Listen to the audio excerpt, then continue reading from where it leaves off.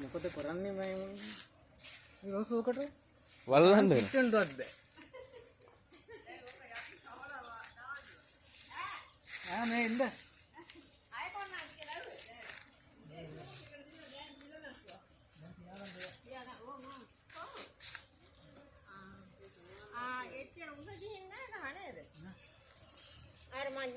ජයන්තලා දිහා දැක්කේ කෝක නෙමෙයි පුතේ.